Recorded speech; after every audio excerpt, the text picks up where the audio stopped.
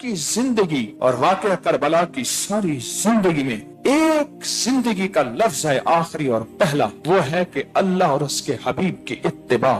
پھر چاہے خون کی ندیاں بہ رہی ہیں، نماز کا وقت ہے تو نماز نہیں چھوڑا، سجدے کا وقت ہے تو سجدہ نہیں چھوڑا۔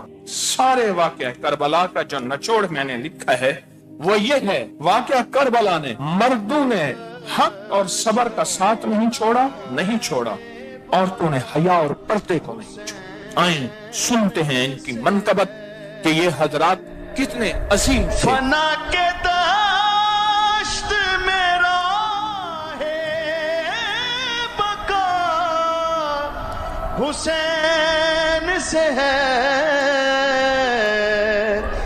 گھٹن میں آج بھی تازہ ہوا حسین۔ شیخ الوظائف نے حضرت امام حسین سلام اللہ و رضوانہ علیہ اور یزید کی زندگی کے حوالے سے ایک سبق آموز واقعہ بیان کرتے ہوئے فرمایا، کوفہ میں ایک صاحب رہتے تھے اور وہ کہتے تھے میں حسینی ہوں، خواب لکھا ہے، اور ان کی زندگی میں بہت زیادہ رات کی محفلیں ہوتی تھیں جس میں پینا اور بہت کچھ اور ناچ اور بہت کچھ ہوتا تھا۔ موت کے بعد کسی نے اس سے پوچھا کیا بنا؟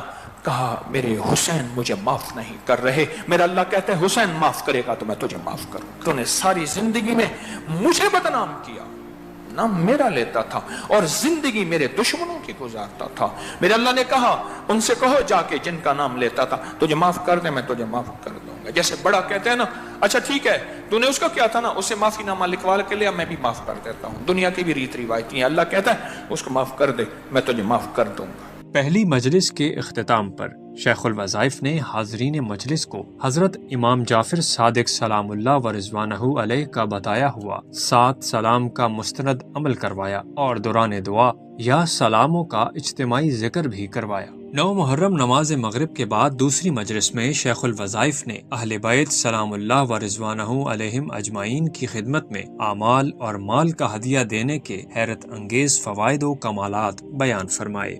غالباً 1997 کی بات ہے، ایک صاحب کئی سالوں کے بعد مجھے ملے، تو میرے یہ تذکرہ آل رسول کے ساتھ دوستی لگانے کا، حضور کے گھرانے کے ساتھ دوستی لگانے کا یہ موضوع بیان کیا۔ غالباً مجھے یاد ہے آدھا پونا گھنٹہ میں نے اس موضوع پہ بات کی 1997 میں۔ وہ صاحب مجھے کراچی میں ملے کوئی 8-10 سال کے بعد، مجھ سے کہنے لگے آپ کے ذریعے سے تو میں اہل بیت کی زیارتیں کرتا ہوں، ان سے باتیں پوچھتا ہوں، ان سے حالات پوچھتا ہوں، ان سے ان کی زندگی کے تجربات پوچھتا ہوں، حتیٰ کہ میں بیمار ہو جاتا ہوں میری عیادت کو آتے ہیں، میں پریشان ہوں مجھے تسلیاں دیتے ہیں، اور کوئی کام مشکل ہو مجھے پہلے بتا دیتے ہیں کہ تیرا کام اتنے عرصے میں ہوگا، پریشان نہ ہونا، یہ ذریعہ بنے گا، یہ مشکل ٹلے گی، یہ پریشانی دور ہوگی، یہ ہوگا، لہذا تو پریشان نہ ہو۔ میں نے پوچھا کس وجہ سے؟ لگا آپ نے بتایا تھا کہ آل رسول کو، اصحاب رسول کو ہدیہ دو۔ کہنے لگے میں نے سب سے پہلا ہدیہ مال کا دیا، میں غریبوں، مسکینوں، فقیروں، ضرورت مندوں کی ضرورت پوری کرتا ہوں، ان کو میں نے مال کا ہدیہ دینا شروع کر دیا اور یہ نیت کی کہ اس کا ثواب حضور کے گھرانے کو پہنچے۔ کہنے لگا ایک تو میں نے یہ کر دیا، دوسرا کوئی پھل خریدتا تھا کہ ایسے گھر بھیج دیتا تھا جو پھل نہیں کھا سکتے تھے، کہتا تھا اس کا ثواب حضور کے گھرانے کو پہنچا۔ مجھے گنوانے لگا یہ چیز، فلاں چیز، فلاں چیز، اور ہر چیز کا میں نے ثواب حضور کے گھرانے کو دیا۔ حضور کے گھرانے سے دوستی کر کے دیکھیں تو صحیح۔ شیخ الوظائف نے مجلس کے شرکاء کو اہل بیت سلام اللہ و رضوانہ علیہم اجمعین کو اعمال کے ہدیے کی برکت کا اپنا ذاتی مشاہدہ بیان فرماتے ہوئے حضرت علی رضی اللہ تعالی عنہ اور حسنین کریمین سلام اللہ و رضوانہ علیہم اجمعین کی خواب میں زیارت کا اپنا روح پرور خواب سنایا۔ ایک واقعہ سنو، شیخ نے اپنے لکھا ہے کہ ایک قافلہ تھا، رات کو اس نے قیام کیا ایک جگہ، وہاں ایک قبر تھی اور تھی سخی کی قبر تھی، سخی کی قبر تھی۔ یہ فضائل حج فضائل صدقات میں شیخ الحدیث رحمۃ اللہ علیہ نے لکھا ہے، رات کو ایک بندے کے خواب میں آئے، کہنے لگے ایک قافلہ پردیسیوں کا آیا ہے تو میں اس کی دعوت کرنا چاہتا ہوں۔ میری یعنی اس کی وضاحت میں عرض کروں کہ میری سابقہ زندگی میں جب میں دنیا میں تھا، میرے ہاں کوئی آتا اور بغیر کھائے پیے جاتا، आज ये काफिला मेरे पास आया है, मैं इसकी दावत करना चाहता हूँ, तो ऐसा कर अपना ये ऊंट मुझे दे दे, ज़बह कर दे, इससे बेहतर आला लाजवाब ऊंट तुझे मैं दे दूंगा। अब ये ख्वाब में बातचीत हो रही है, ये सोया हुआ है ऊंट का मालिक, और उसने कहा ठीक है। उसने ऊंट को बांधा, पकड़ा, उसको छुरी फेर दी। ख्वाब में आंख खोली तो देखा तो ऊंट की छुरी फिरी हुई थी। भाग के ज़बह किया। अब उठे लोग फौरन, क्या हुआ क्या हुआ? तो ऊंट तो ज़बह पड़ा था।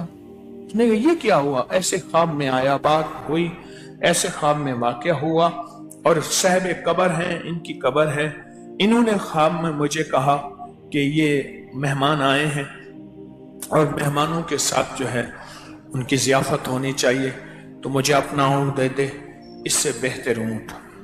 अकल वालों ने तो इसको समझा नहीं, अकल वालों ने तो किया एतराज। इश्क वालों ने कहा कि सच है। ऊंट को ज़बह किया, काफिले वालों ने पकाया, खाया करके अब थोड़ा सा ही अभी चले थे तो एक साहब आवाज देते हुए आया, फलां इब्ने फलां कहाँ है? फलां फलां का बेटा। उन्होंने कहा मैं हूं। उन्होंने कहा मेरे वालिद साहब ने ये ऊंट भेजा है, ख्वाब आए हैं वालिद साहब को, और मेरे वालिद साहब ने फरमाया फलां बंदा है, उसने मुझे अपना ऊंट दिया है और उस ऊंट के बदले उसको ये बेहतरीन ऊंट देते हैं। 9 मुहर्रम। अल्हम्दुलिल्लाह। आखिर में शेखुल वज़ाइफ ने जादू जन्नात, नजर बद और जिंदगी की तमाम नाकामियों के खात्मे के लिए इज्तिमाई तौर पर अल्लाह ताला के 2 ताकतवर इस्म होवल बाकी का जिक्र करवाया। और होवल बाकी की ज़रबें लगानी है, चोटें लगानी अल्लाह के नाम की ताकत पे, जादू पे चोटें, ज़रबें, और जादू पे, जिन्नात पे, नजर बद पे, बंदिशों पे, नाकामियों पे, मुश्किलों पे, परेशानियों पे बहुत ज्यादा चोटें लगानी है। बावाज़ बुलंद पूरे जज्बे से पढ़ना है, होवल बाकी, होवल बाकी, होवल बाकी। और साथ ही नक्शे दरियाए नील, चिल्ला दुआए हजरत अली, काली थैली के चिल्ले, जानिसारों के अमल की पुरसोज इख्तितामी दुआ करवाई। जिनके साथ हजूर के घराने की आमीन मिल गई, हमने हजूर के घराने को हदिया दिया, उनका तज़किरा किया, उनका जिक्र खैर किया, उनकी दुआओं में हमारा हिस्सा मिल गया।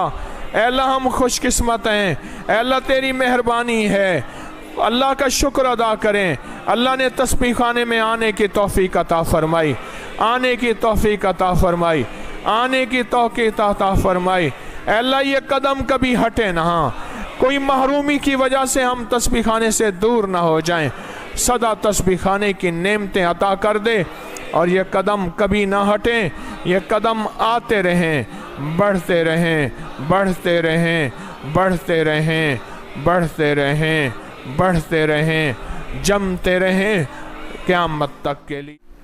हजूर ने फरमाया, हजूर ने अब्बास की तरफ देखा और मुस्कराते हुए फरमाया, अबू बकर की तरफ मुतवज्जे होके, ये अब्बास सामने से आ रहे हैं, उन्होंने सफ़ेद कपड़े पहने हुए हैं, उनकी सफ़ेद कपड़े पहने हुए हैं। अल्लाह अकबर, अल्लाह अकबर। अब्बास पहुंच गए, उन्होंने कहा या रसूलल्लाह आपने अबू बकर को कुछ फरमाया? फरमाया हाँ, मैंने उनको खैर की बात कही है। अब्बास फरमाने लगे मेरे माँ बाप आप पर कुर्बान हो, आप आराम सकूत फरमाएं, आप बैठें और आप हमेशा खैर की बात ही करेंगे। दौरान मजलिस शेखुल वज़ाइफ ने 10 मुहर्रम की हजारों साल पुरानी तारीख का पस मंजर बयान फरमाया। 10 मुहर्रम का दिन बहुत अजीम है। इसी दिन आसमान बना, इसी दिन जमीन बनी। 10 मुहर्रम को इसी दिन लौहो कलम बने, इसी दिन सूरज बना, इसी दिन चांद बना, इसी दिन सितारे बने और इसी दिन जन्नत बनी। इसी दिन आदम अलैहिस्सलाम पैदा हुए और इसी दिन उनकी तौबा कबूल हुई। इसी दिन हजरत इदरीस अलैहिस्सलाम को आसमानों पे उठाया गया। इसी दिन नूह अलैहिस्सलाम की कश्ती सैलाब से महफूज हुई। इसी दिन इब्राहिम अलैहिस्सलाम को अल्लाह ने अपना दोस्त खलील बनाया और इसी दिन अल्लाह ने उन पे आग को ठंडा किया, गुले गुलजार बनाया। इसी दिन इस्माइल अलैहिस्सलाम की पैदाइश हुई। इसी दिन 10 मुहर्रम को यूसुफ अलैहिस्सलाम को कैद से रिहाई नसीब हुई और इसी 10 मुहर्रम को मिस्र की हुकूमत मिली। इसी दिन यूसुफ और हजरत याकूब अलैहिस्सलाम आपस में जुदाई के बाद मिले। इसी दिन मूसा اور اس کی قوم بنی اسرائیل کو فرعون کے ظلم سے نجات ملی۔ اسی دن موسیٰ علیہ السلام پر تورات نازل ہوئی۔ اسی دن سلیمان علیہ السلام کو بادشاہت ملی۔ اسی دن ایوب علیہ السلام کو سخت بیماری سے شفا ملی۔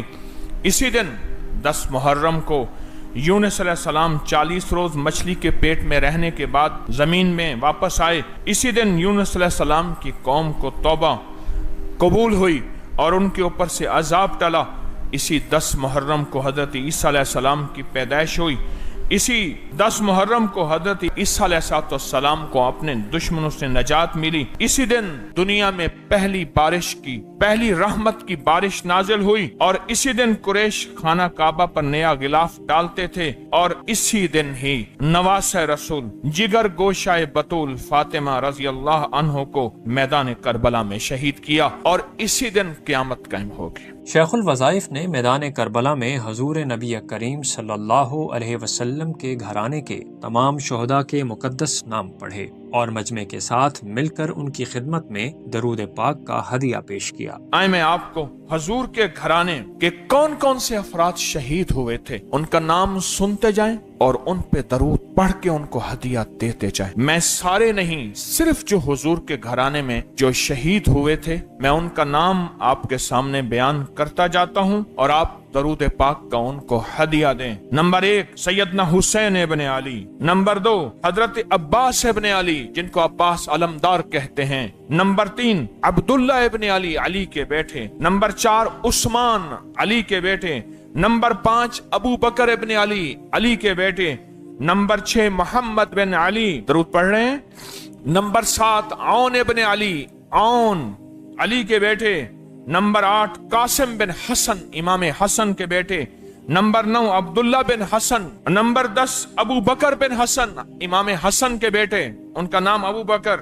نمبر 11 علی بن حسین جو علی اکبر کے نام سے مشہور ہوئے، ان کا اصل نام علی بن حسین تھا۔ نمبر 12 عبداللہ بن حسین جو علی اصغر کے نام سے مشہور ہوئے۔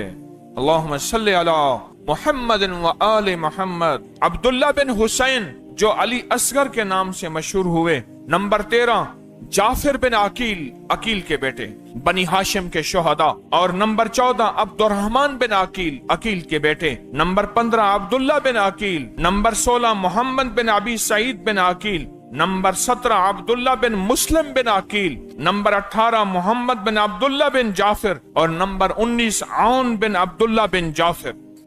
سے باندھا جاتا ہے۔ کہتے ہیں اللہ نے اپنا گھر دیا ہے۔ 26 محرم کو یہ نقش میں نے لکھا اور کہاں لٹکایا؟ درخت پہ لٹکایا۔ اس کو لکھنے سے پہلے 40 بار سورۃ توبہ کی آخری 2 آیات پڑھ لیں، باوضو ہو جائیں، قبلہ کی طرف ہوں۔ جب 26 کو لکھیے گا قبلہ کی طرف ہوں۔ زعفران سے لکھیں، زعفران نہیں ملتا زردے کے رنگ سے لکھیں، زردے کا رنگ نہیں ملتا جو قلم جو پین موجود ہے اسی سے لکھیں تو بھی تاثیر ہے۔ اور جتنا گڑ گڑا کے لکھیں گے، جتنا خشوع سے لکھیں گے اور جتنا یقین سے لکھیں گے، اصل یقین ہے۔ آئیں اس یقین کو حاصل کرنے کے لیے درود پڑھتے ہیں، اور دل کی گہرائیوں سے پڑھتے ہیں، اور اندر کے در سے پڑھتے ہیں، اور اتنا پڑھتے ہیں کہ نہ تھکیں، اتنا پڑھ